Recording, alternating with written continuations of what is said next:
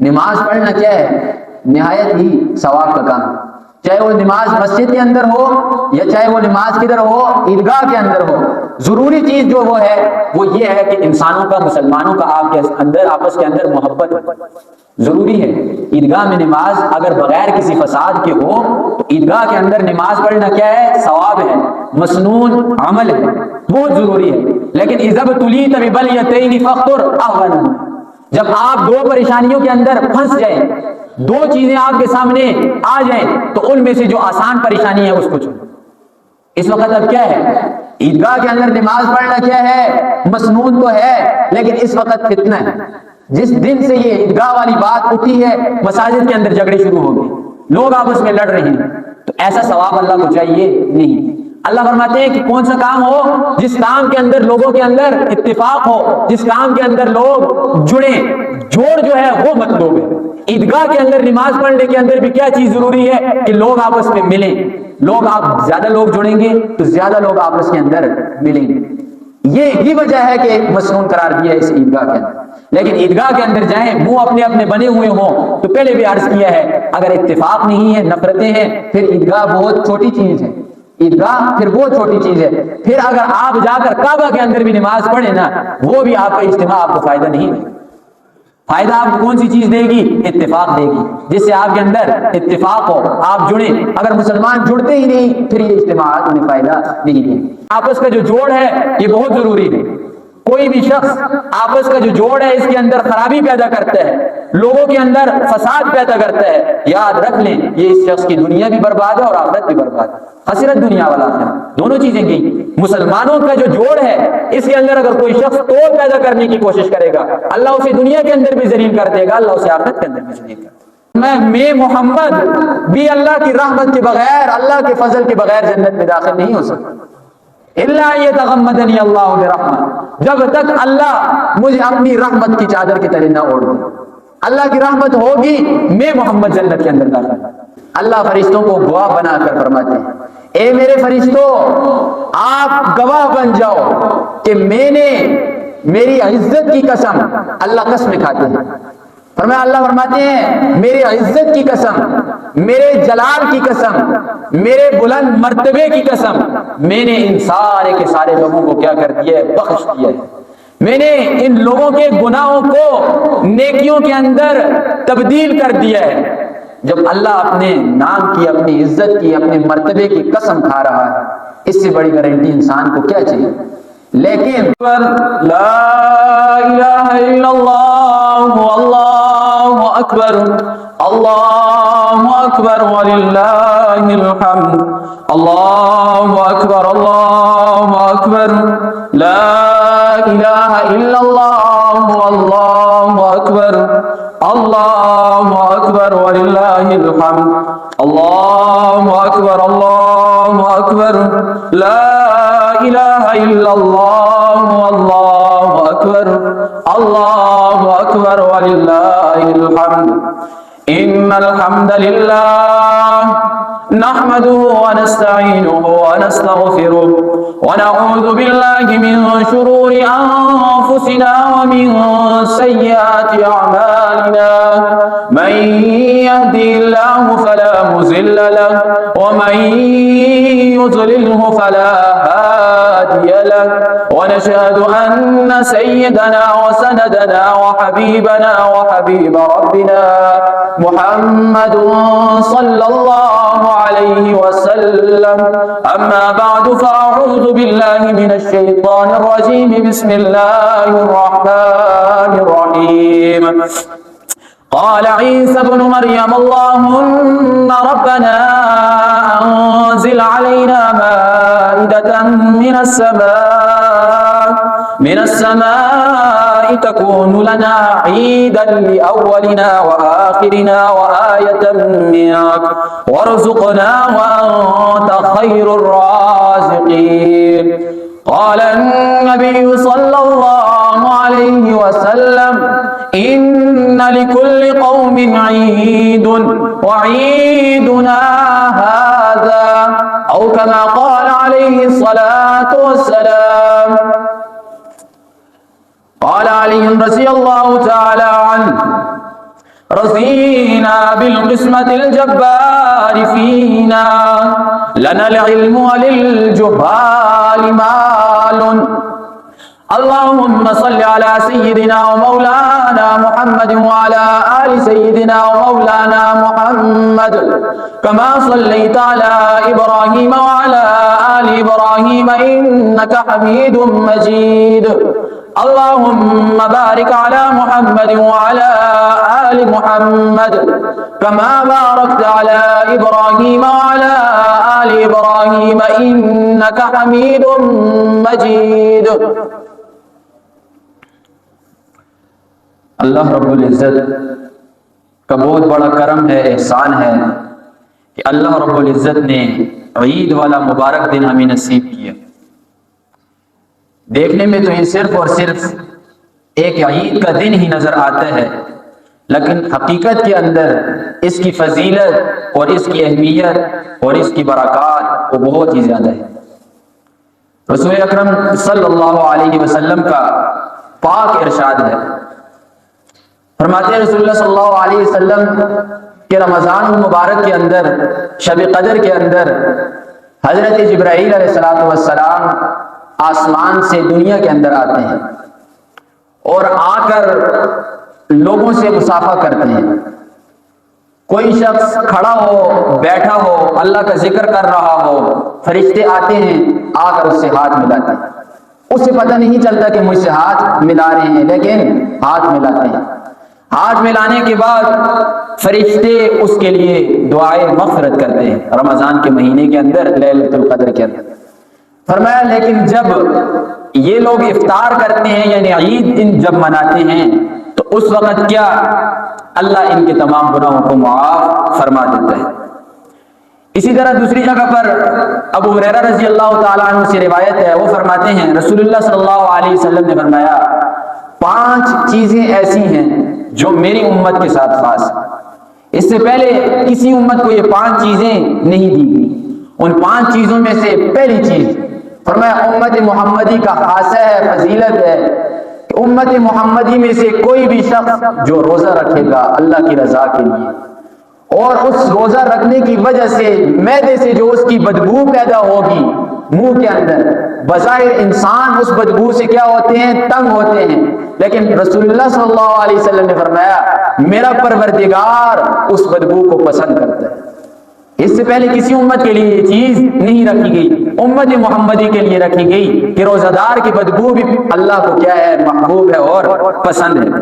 فرمایا دوسری چیز فرشتے ان کے لیے دعائیں مغفرت کرتے ہیں. چلتے پھرتے کچھ بھی کر رہے ہیں، فرشتے ان کے لیے مغفرت کی دعا کر رہے ہیں. اور اسی طریقے سے فرمایا اللہ ان کے لیے ہر دن جنت کو خوبصورت بناتے ہیں. اللہ ان کے لیے جنت کو مزین کرتے ہیں، اور مزین کرنے کے بعد اللہ فرماتے ہیں کہ یہ میں نے تیار کی ہے اپنے نیک بندوں کے لیے. کون سے نیک بندے؟ جو دنیا کے اندر تھکتے رہے، تکالیف برداشت کرتے رہے، یہ آئیں گے آ کر میری اس جنت کے اندر آرام کریں گے. اور یہی چیز ہے دنیا کے اندر، دوسری روایات کے اندر آتا ہے دنیا کے اندر انسان اگر جتنی بھی آسائش کے اندر، جتنی بھی سہولیات کے اندر رہے، سب سے زیادہ آسائش کسی ہوتی ہے؟ بادشاہ کو ہوتی ہے. فرمایا اگر کوئی بادشاہ بھی اگر دنیا کے اندر ہے، ہر قسم کی سہولیات اسے میسر ہے، عیاشی بھی اسے ہے، اپنی مرضی بھی کرتا ہے، ہر چیز وہ کرتا ہے، لیکن فرمایا جب اس کی آنکھ بند ہوگی، بند ہونے کے بعد اسے اپنی ایک بھی کسی خوشی کی یاد نہیں آئے گی. جب قبر کو دیکھے گا، موت کی سختیوں کو دیکھے گا تو دنیا کی ساری چیزوں کو بھول جائے گا. اور اسی طرح جو لوگ دنیا کے اندر مشقتیں برداشت کرتے ہیں، تکالیف برداشت کرتے ہیں، بھوک برداشت کرتے ہیں، لوگوں کی مظالم برداشت کرتے ہیں، پریشانیوں کے اندر زندگی گزارتے ہیں، حتیٰ کہ دنیا کے اندر اگر کسی شخص نے کوئی کسی قسم کی ایک خوشی بھی نہ دیکھی ہوگی، وہ بھی جب قیامت والے دن آئے گا اسے دنیا کا کوئی کسی قسم کا غم یاد نہیں آئے گا. کیوں؟ اللہ اسے ایسی جنت نصیب کریں گے جس جنت کو اللہ فرمایا کہ رمضان کے مہینے کے اندر روزانہ خوبصورت بناتے ہیں، اور بنانے کے بعد فرماتے ہیں کہ میں نے اپنے پیارے بندوں کے لیے میں نے اپنے نیک بندوں کے لیے اس جنت کو بنایا ہے تاکہ دنیا سے تھکے ہارے آئیں، ادھر آ کر کیا کریں؟ آرام کریں۔ اللہ اسے مزین کرتے ہیں۔ اور فرمایا چوتھی چیز اس امت کا جو خاصہ ہے، اس امت کی جو فضیلت ہے، وہ یہ کہ شیطانوں کو رمضان کے مہینے کے اندر بند کر دیا جائے۔ جتنے بھی سرکش شیاطین ہوتے ہیں جو لوگوں کو ورغلاتے ہیں اور لوگوں کو بٹکاتے ہیں، ان کو اللہ بند کر دیتا ہے۔ اور معمولی شیطان کے جو چیلے ہوتے ہیں وہ تو رمضان کے اندر بھی کھلے ہوئے ہوتے ہیں، رمضان کے اندر بھی لڑائیاں ہو رہی ہیں، جھگڑے ہو رہے ہیں، وہ کیا؟ شیطان اپنا اثر اور اپنے چیلوں کو چھوڑ کر جاتا ہے، خود وہ بند ہوتا ہے جو شیاطین سرکش ہیں۔ اور فرمایا پانچویں چیز جو اس امت کو ملی ہے، فرمایا آخری رات روزہ داروں کو بخش دیا جاتا ہے۔ عمومی اعلان ہوتا ہے اللہ کی طرف سے، اللہ عام ایک اعلان کر دیتے ہیں کہ میں نے روزہ داروں کو کیا کر دیا؟ بخش دیا، ان کے گناہوں کو بخش دیا، اور فرمایا کہ میں نے ان کے گناہوں کو نیکیوں کے ساتھ تبدیل کر دیا۔ اللہ ایک عام اعلان کرتے ہیں، خصوصی نہیں، کسی خاص آدمی کے لیے نہیں، جتنے بھی روزہ دار ہیں اللہ ان کے لیے کیا کرتے ہیں؟ اعلان کر دیتے ہیں۔ فرمایا اور اسی طرح اللہ ان کی وجہ سے، یعنی ان روزہ دار لوگوں کی وجہ سے فرشتوں کے اوپر فخر کرتے ہیں۔ فخر کرنے کی وجہ کیا ہے؟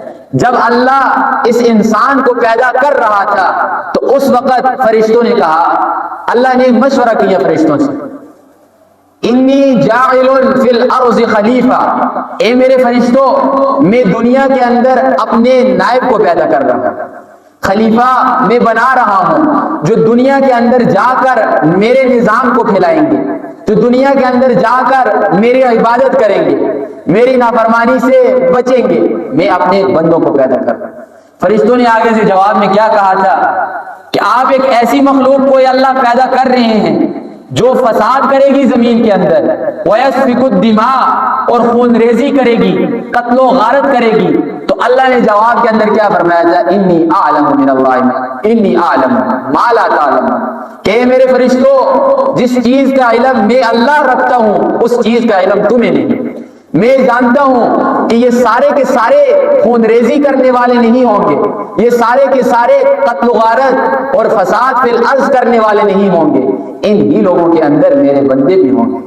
اسی چیز کو جتلاتے ہوئے اللہ فخر کرتے ہیں فرشتوں کے اوپر، کہتے ہیں کہ دیکھو میرے بندے کیا کر رہے ہیں؟ میری عبادت کر رہے ہیں، میرے بندوں نے میرا حکم مانا، میرے حکم کے اوپر عمل کیا، 30 روزے انہوں نے پورے کیے، رات گزری ہے، اسی رات کے اندر اللہ فرشتوں سے پوچھتے ہیں، بتاؤ اے میرے فرشتوں کہ ایک مزدور جب مزدوری کرتا ہے، مزدوری کرنے کے بعد اس کے ساتھ کیا کیا جائے؟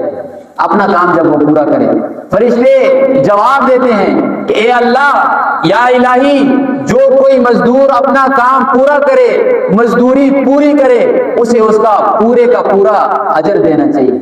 اللہ فرشتوں کو گواہ بنا کر فرماتے ہیں، اے میرے فرشتوں، آپ گواہ بن جاؤ کہ میں نے میری عزت کی قسم، اللہ قسم کھاتے ہیں، فرمایا اللہ فرماتے ہیں میری عزت کی قسم، میرے جلال کی قسم، میرے بلند مرتبے کی قسم، میں نے ان سارے کے سارے لوگوں کو کیا کر دیا؟ بخش دیا۔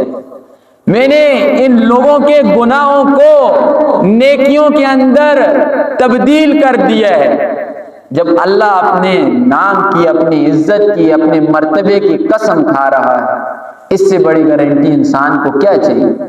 لیکن پھر بات وہیں پر جا کر لگتی ہے، گناہ اللہ معاف کر دیتے ہیں، سارے کے سارے انسانوں کے گناہ اللہ معاف کرتے ہیں روزے کی وجہ سے، لیکن کب؟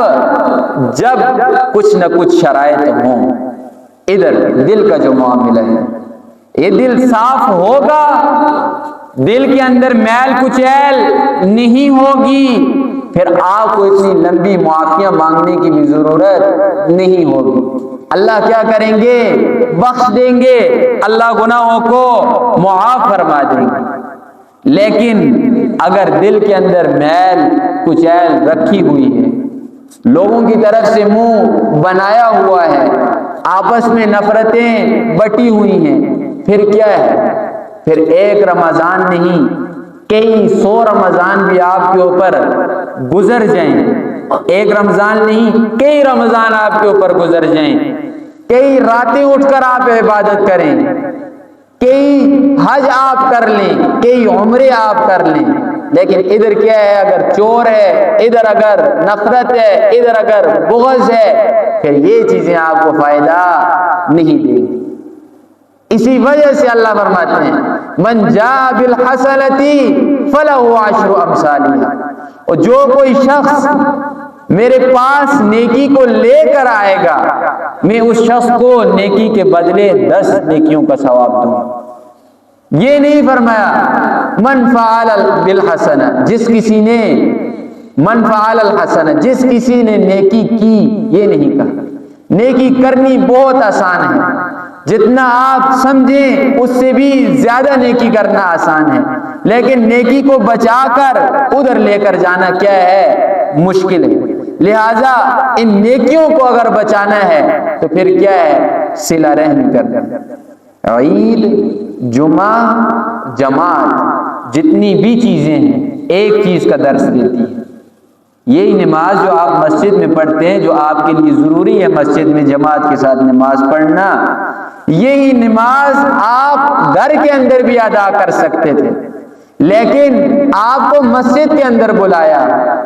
یہ جو حج کی عبادت کی جاتی ہے، یہ بھی اگر کوئی اور معاملہ وغیرہ ہوتا، کبھی کوئی جاتا کر کے آتا، کبھی کوئی جاتا کر کے واپس آ جاتا، لیکن ایک وقت مقرر کیا کہ سارے کے سارے لوگ آ کر جڑو۔ یہ وجہ کیا ہے؟ ان اجتماعات کو کیوں مقرر کیا جاتا ہے، کیوں رکھا جاتا ہے؟ اس کے اندر بڑی وجہ ہے، اور وجہ یہ ہے کہ مسلمان آپس کے اندر آ کر جڑ جائیں۔ مسلمان اگر آپس کے اندر آ کر جڑتے نہیں تو ان اجتماعات کے انہیں فائدہ کوئی بھی نہیں ہوتا۔ اگر جوڑ ہی مسلمانوں کے اندر نہیں تو پھر کیا فائدہ؟ صلہ رحمی بہت بڑی چیز ہے، یاد رکھنا۔ یعنی آپس کا جو ملاپ ہے، آپس کا جو جوڑ ہے، یہ بہت ضروری ہے۔ کوئی بھی شخص آپس کا جو جوڑ ہے اس کے اندر خرابی پیدا کرتا ہے، لوگوں کے اندر فساد پیدا کرتا ہے، یاد رکھ لیں یہ اس شخص کی دنیا بھی برباد ہے اور آخرت بھی برباد ہے۔ خسرت دنیا والآخرت، دونوں چیزیں گئی۔ مسلمانوں کا جو جوڑ ہے اس کے اندر اگر کوئی شخص توڑ پیدا کرنے کی کوشش کرے گا، اللہ اسے دنیا کے اندر بھی ذلیل کر دے گا، اللہ اسے آخرت کے اندر بھی ذلیل کر دے گا۔ لوگوں کے اندر جوڑ پیدا کریں۔ رسول اللہ صلی اللہ علیہ وسلم کی تعلیمات کو اٹھا کر دیکھیں تو رسول اللہ صلی اللہ علیہ وسلم نے جتنا زور صلہ رحمی کے اوپر لگایا ہے، اتنا کسی اور چیز کے اوپر نہیں لگایا۔ اللہ خود فرماتے ہیں، رسول اللہ صلی اللہ علیہ وسلم کی حدیث مبارکہ ہے، حدیث قدسی ہے، کہ اللہ نے جب تمام کی تمام مخلوق کو پیدا کیا نا، مخلوق کو پیدا کرنے کے بعد مخاطب ہوئے کس سے؟ صلہ رحمی سے، یعنی جوڑ سے۔ تو اس نے فرمایا، اللہ نے فرمایا اس سے کہ کیا تو خوش نہیں کہ جو کوئی شخص تجھے جوڑے گا میں اسے اپنی رحمت کے ساتھ جوڑ دوں گا، اور جو کوئی تجھے توڑے گا میں اسے اپنی رحمت سے جدا کر دوں گا۔ کیا تو خوش نہیں؟ فرمایا میں خوش ہوں۔ یہ اللہ کی رحمت اگر چاہتے ہیں جوڑ پیدا کریں، اگر جوڑ پیدا نہیں کریں گے اللہ کی رحمت سے محروم ہو جائیں گے۔ تو یاد رکھ لیں جو کوئی شخص اللہ کی رحمت سے محروم ہو گیا وہ ساری بلائیوں سے محروم ہو جائے گا۔ اللہ کی رحمت بہت ہی ضروری ہے۔ رسول اللہ صلی اللہ علیہ وسلم سے صحابہ نے سوال کیا، اے اللہ کے رسول، اپنے اعمال کی وجہ سے، نماز، روزہ، زکوٰۃ، حج، ان چیزوں کی وجہ سے کوئی جنت کے اندر داخل ہو سکتا ہے؟ جنت وہ ملے گی اسے؟ رسول اللہ صلی اللہ علیہ وسلم نے فرمایا نہیں، جب تک کہ اللہ کا فضل شامل حال نہیں ہوگا جنت کے اندر انسان داخل نہیں ہو سکتا۔ صحابی نے سوال کیا، اے اللہ کے رسول، آپ بھی اللہ کی رحمت کے بغیر جنت میں نہیں داخل ہو سکتے؟ فرمایا میں محمد بھی اللہ کی رحمت کے بغیر، اللہ کے فضل کے بغیر جنت میں داخل نہیں ہو سکتا۔ इल्ला यतगम्मदनी अल्लाह बिरहमत, जब तक अल्लाह मुझे अपनी रहमत की चादर की तले ना ओढ़ दे। अल्लाह की रहमत होगी, मैं मोहम्मद जन्नत के अंदर दाखिल। ये किस शख्स के बारे में बात हो रही है? जिसके लिए दो जहां बने हैं, वो भी अल्लाह की रहमत के बगैर जन्नत में दाखिल, फरमाते हैं नहीं हो सकता मैं। और इधर नमाज रोजों के ऊपर तकिया लगाए बैठे हैं, लोगों के साथ नाराजगियां पाले बैठे हैं, और हम फरमाते हैं हम जन्नत के अंदर दाखिल हैं। जब तक जोड़ पैदा नहीं करेंगे तब तक जन्नत के अंदर दाखिल होना मुश्किल है। जोड़ मुसलमानों के अंदर पैदा होगा तब क्या चीज होगी? अल्लाह की तरफ से रहमत होगी। यही चीज है। दूसरी हदीस के अंदर और खुला मजमून बयान हुआ है। रसूलुल्लाह सल्लल्लाहु अलैहि वसल्लम ने फरमाया, अगर तुम लोग चाहते हो अल्लाह की तरफ से तुम्हारे ऊपर फजल हो, तुम्हारी रोजी के अंदर वुसअत पैदा हो, यानी अल्लाह तुम्हें खुली रोजी दे, तो फिर तुम क्या करो? सिला रहम करो, लोगों के अंदर जोड़ पैदा करो। ये नहीं कि दो शख्स अगर आपस में झगड़े हुए हैं तो तीसरे का काम क्या बनता है कि उनके अंदर सुलह करवाए। ये नहीं कि एक की जगह पर जाकर उसे मुतमईन करे, दूसरी की जगह पर जाकर उसे मुतमईन करे, पहले को दूसरे के खिलाफ वर्गलाए, दूसरे को पहले के खिलाफ वर्गलाए।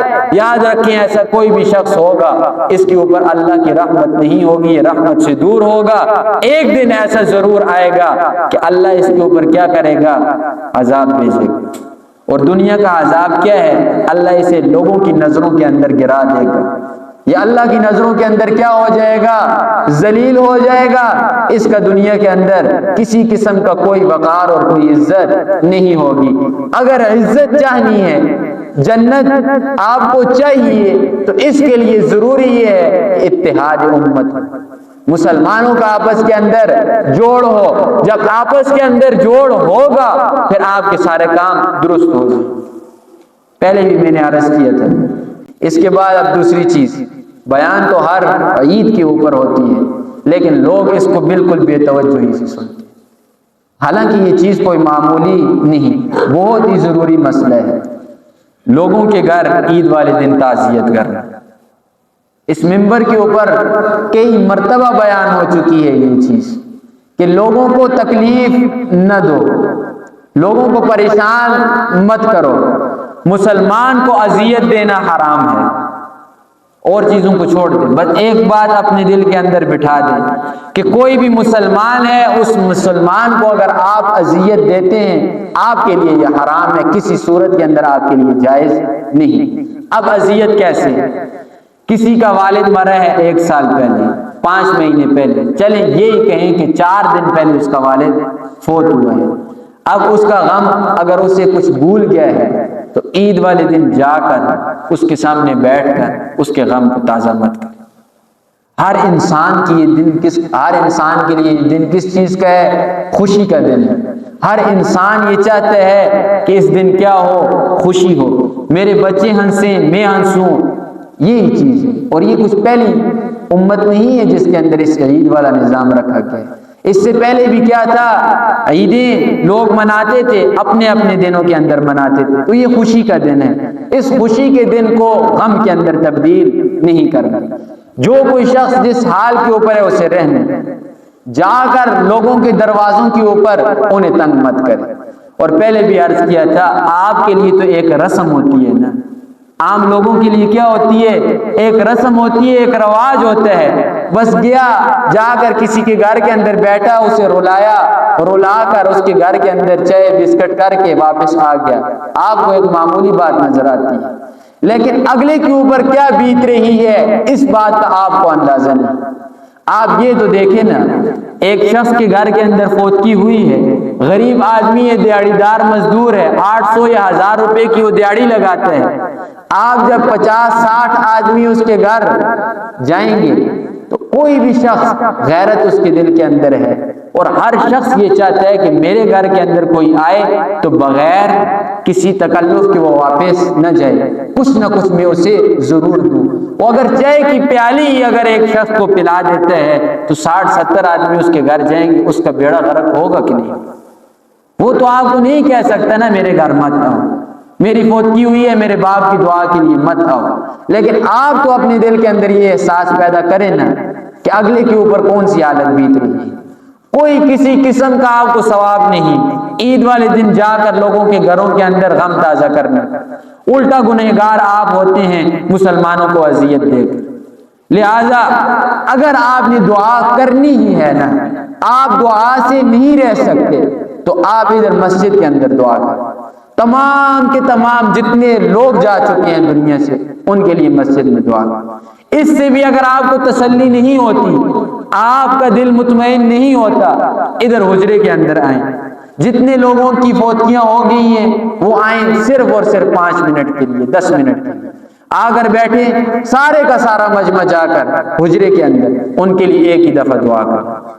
دعا بھی ہو جائے گی اور سارے لوگوں کی تکلیف بھی ختم ہو جائے گی. خدا را پھر آپ کے سامنے ہاتھ جوڑ رہے ہیں، لوگوں کو تکلیف مت دیں. لوگوں کو تکلیف دینا یہ حرام کام ہے. ایک حرام کام کر کے دین کو گرا کر کوئی بھی آپ نیکی حاصل نہیں کر سکتے.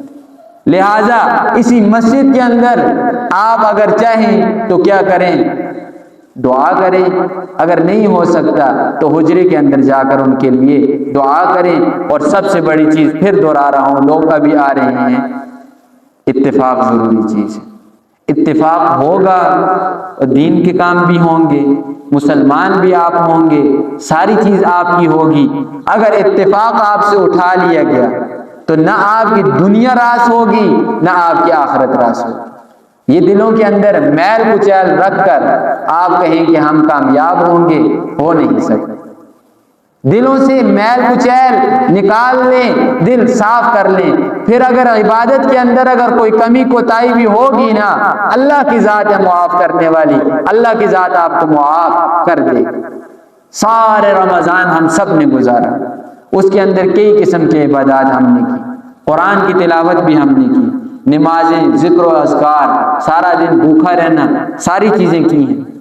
اگر اب کسی شخص کے دل کے اندر پھر کسی انسان کے لیے کڑ ہے، اگر کسی انسان کے لیے نفرت بٹھائی ہوئی ہے، تو یہ میں کہہ رہا ہوں آپ سے کہ آپ کی جو نیکیاں رمضان کے اندر کی ہوئی ہیں یہ آپ کو بچا نہیں سکتی.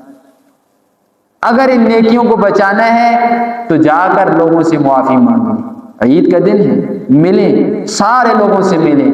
اور یہ نہیں کہ دکھلانے کے لیے مجھے کوئی دیکھ رہا ہے کہ نہیں دیکھ رہا، نہیں، ہر ایک کو دل کی خوشی کے ساتھ ملیں. اور اس ملنے کے اوپر جب اللہ کی رضا کے لیے ملیں گے نا، ایک تو ہوتے ہیں نا لوگوں کو دکھلانے کے لیے، نہیں، اللہ کی رضا کے لیے جب آپ لوگوں سے ملیں گے نا تو آپ کے پچھلے تمام کے تمام گناہ اللہ معاف فرما دیں. مسلمان کے دل کو آپ راضی کریں گے تو اللہ کیا کریں گے، آپ کے گناہوں کو معاف فرمائیں گے. لیکن دل کے اندر چور بٹھا کر جب آپ کسی سے ملیں گے نا تو اللہ بھی کیا ہے، علیم بذات الصدور، سینے کے رازوں کو جاننے والا ہے. اللہ کو پتہ ہے کہ فلاں کے دل کے اندر کیا چیز ہے. لہذا یہ چیز ہے کہ اتفاق کی فضا قائم کی جائے. اور عید کی نماز کا طریقہ، عید کی نماز سال کے اندر 2 ہی مرتبہ آتی ہے، اس لیے انسان بھول جاتا ہے. آسان طریقہ ہے، اس کے اندر اتنی پریشانی والی کوئی بات نہیں. نماز شروع ہوتی ہے عام جس طرح آپ نماز شروع کرتے ہیں اسی طرح نماز شروع ہوگی. جس طرح کانوں کو ہاتھ عام نمازوں کے اندر لگاتے ہیں، پہلی تکبیر ہوگی، ساروں نے اپنے ہاتھ کانوں تک اٹھانے ہیں، اٹھا کر باندھ دینے. باندھنے کے بعد سبحانک اللہم پڑھنا ہے جس طرح آپ اپنی روٹین سے پڑھتے ہیں. پڑھنے کے بعد امام کہے گا اللہ اکبر، ہاتھ کانوں کو اٹھانے ہیں، اٹھا کر چھوڑ دیں گے. کیوں؟ تکبیر ہے، زائد تکبیر ہے. اٹھائیں گے پہلی تکبیر کے ساتھ اللہ اکبر، ہاتھ چھوڑ دیں گے. دوسری تکبیر امام کہے گا اللہ اکبر، ہاتھ اٹھائیں گے، چھوڑ دیں گے. تیسری مرتبہ امام کہے گا اللہ اکبر، ہاتھ اٹھائیں گے، پھر چھوڑیں گے نہیں، پھر باندھیں گے. یہ 3 تکبیریں پہلی رکعت کی ہوگی، کوئی مشکل بات اس کے اندر نہیں. پہلی تکبیر کے ساتھ آپ نے ہاتھ چھوڑنے نہیں، جب پہلی نماز شروع کریں گے نا اس کے ساتھ آپ نے ہاتھ نہیں چھوڑنے۔ اس کے علاوہ جو 3 تکبیریں کہی جائیں گی، پہلی 2 کے وقت ہاتھ اٹھا کر چھوڑیں گے، تیسری تکبیر میں جب امام کہے گا اللہ اکبر تو ہاتھ باندھ دیں گے۔ پھر آگے امام کا کام ہے، وہ اپنی تلاوت کرے گا، اس کے بعد قرات ہونے کے بعد پوری رکعت اسی طرح پڑھیں گے جس طرح عام نماز پڑھتے ہیں۔ اب دوسری رکعت ہوگی، سورہ فاتحہ کی تلاوت ہوگی، اس کے بعد 7 سورت ملائیں گے۔ سورت ملانے کے بعد امام کہے گا اللہ اکبر، ہاتھ کانوں تک اٹھائیں گے، اٹھا کر چھوڑیں گے، تکبیر۔ دوسری تکبیر ہوگی اللہ اکبر، کانوں تک ہاتھ اٹھا کر ہاتھ چھوڑ دیں گے۔ تیسری تکبیر ہوگی اللہ اکبر، کانوں تک ہاتھ اٹھا کر ہاتھ چھوڑیں گے۔ 3 تکبیریں آپ کی پوری ہوگی۔ اس کے بعد جو چوتھی تکبیر امام کہے گا نا اللہ اکبر، یہ کس کی تکبیر ہے؟ یہ رکوع کے اندر جانے کی۔ اس کے اندر آپ نے ہاتھوں کو نہیں اٹھانا، سیدھا کدھر؟ رکوع کے اندر چلے جانا ہے۔ بس یہ نماز، یہ نماز عید کا طریقہ تھا۔ وقت بھی تقریباً پورا ہو چکا ہے، صفیں سیدھی کر لیں، صفوں کے اندر خلا نہ چھوڑیں۔ یہ چھوٹے بچے ہیں، انہیں تھوڑا پیچھے کر دیں اور آگے صف